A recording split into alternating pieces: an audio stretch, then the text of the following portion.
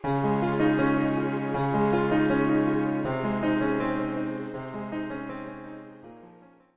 nappy time! Hey, Hugo! Hey! Good morning! Change siya na nappy. Grabe, naka-apat.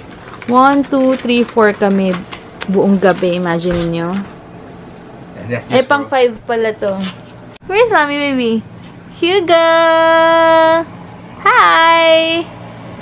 Hi! Good morning!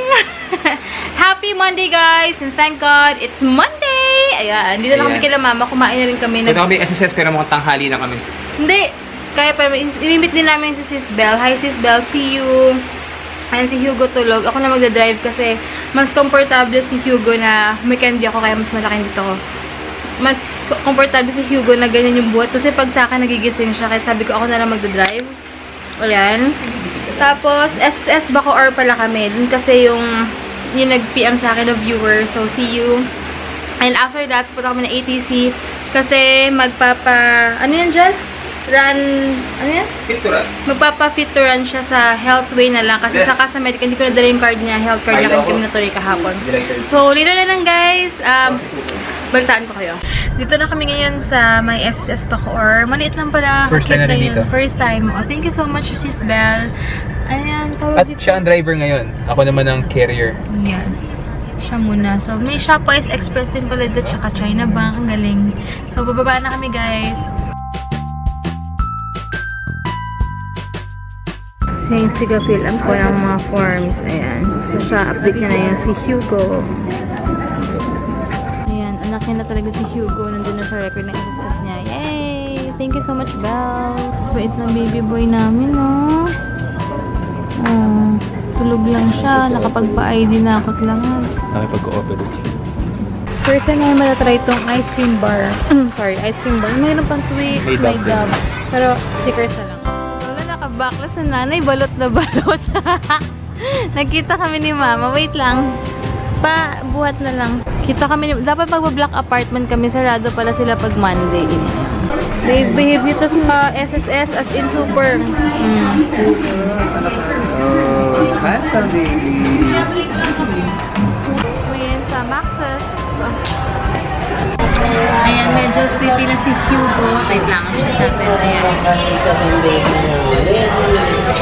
Thanks to yun, may kinakausap siya. Ang arty-arty naman ng baby na yan. Gusto laging kinakausap ko. Yan pala ang gusto niya. Tawa-tawa ng baby na ito. Ang bait-bait naman ng baby na yan. Tawa-tawa na yan. Ang bait-bait na yan. Ano bang ang baby na yan? Nakakatawa. Ayan, Tumawa siya kanina eh. Talaga? Kasi fire na siya. Kasi nasasanay siyang pag gusto niyang matulog, nasa breast ko lang siya. Hindi naman pwede kahit busog siya dito. Yung adobo na ano? Adobo farmhouse na ito. Ayun. Manlis na yun. Wala macaroni. So, order ko kasi gusto ko yung chicken nila dito eh. Say hi! Say mother! May lumpiang ubod. Maraming makakain si mama kasi pag hindi siya nagluto, maging siya kinakain. Tsura mo! What's in the face? Ito daw tofu.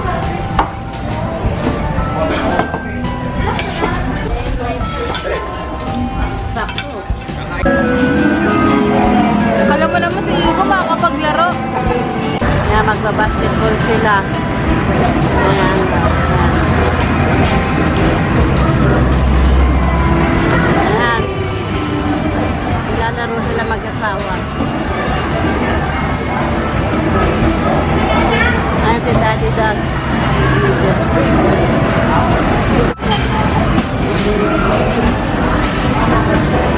Parang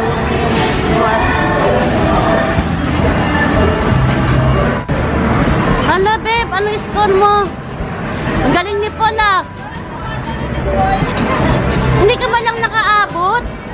48 ka lang. Ha? Nakatalan yung score niya.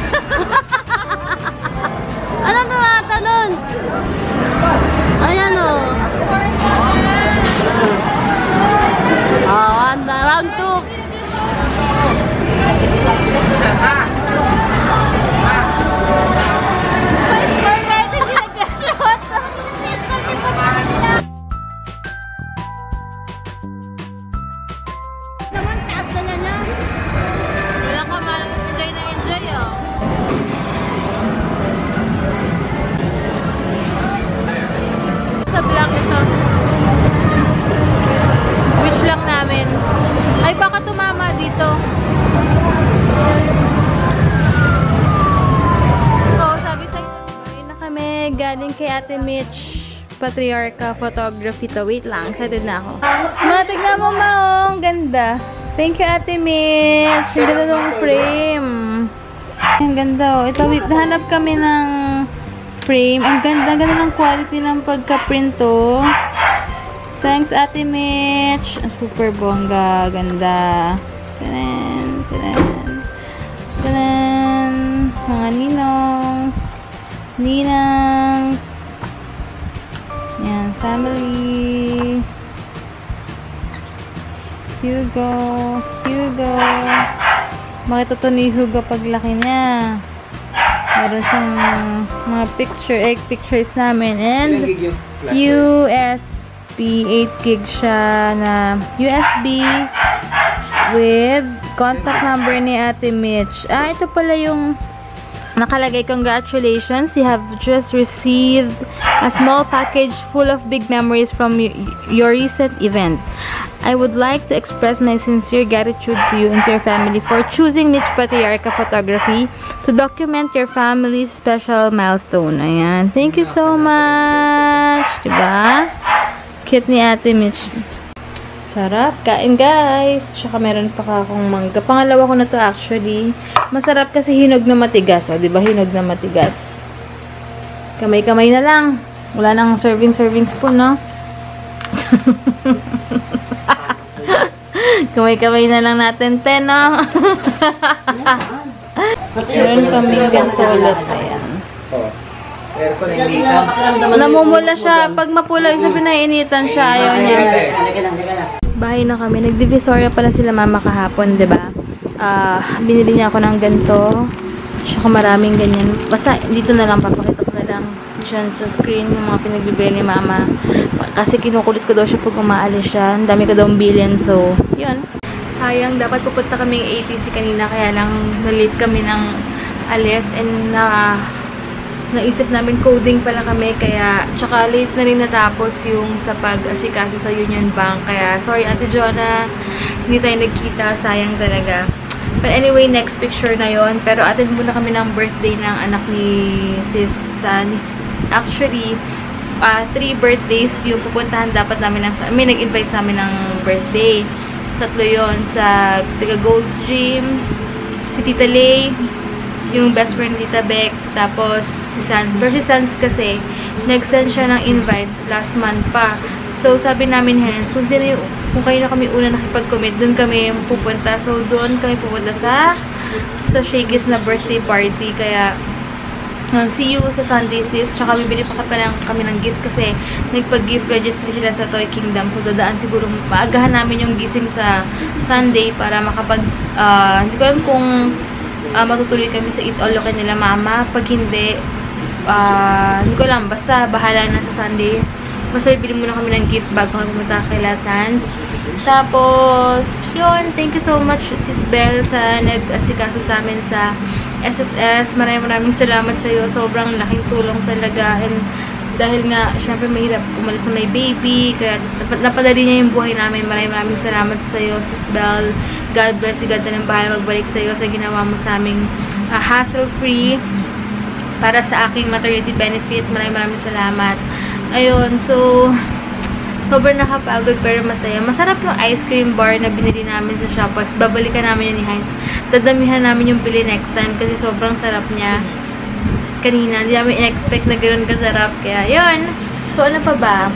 Hugo tulog na, ibinabantayan ko siya pag ganyan yung tulog niya kasi minsan, hindi natin masabi baka mamaya gumalaw siya, sobrang flat yung ulo niya, baka hindi siya makahinga or what, diba? So, habang tulog siya, si Heinz, pagkatapos asikasuhin yung mga papers namin doon, mag-shower na ako mabilisan. What else? Yun lang.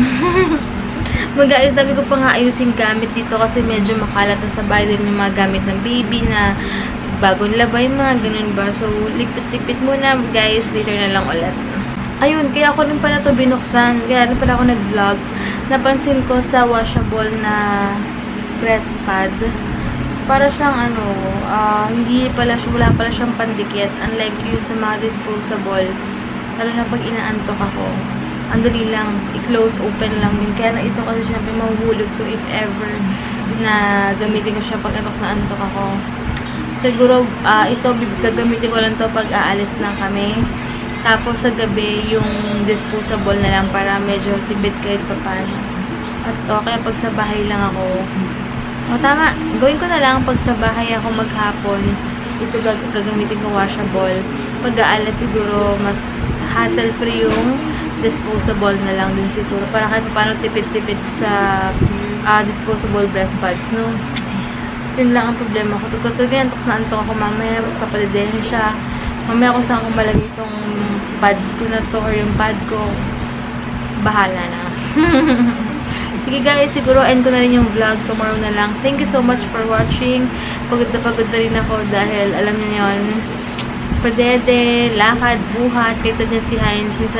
Pero ang ginagawa namin, since si Hugo, comfortable siya kay Heinz si Heinz magbuhat sa kanya.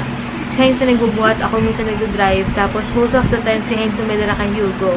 Kaya napapadali yung buhay ko kahit papana. Tsaka at least bonding nila kasi since 2 days lang yung rest day ni Heinz, may bonding siya na matagal sa anak niya, diba? So, yun lang. Time management lang yan lahat, guys. So, yun.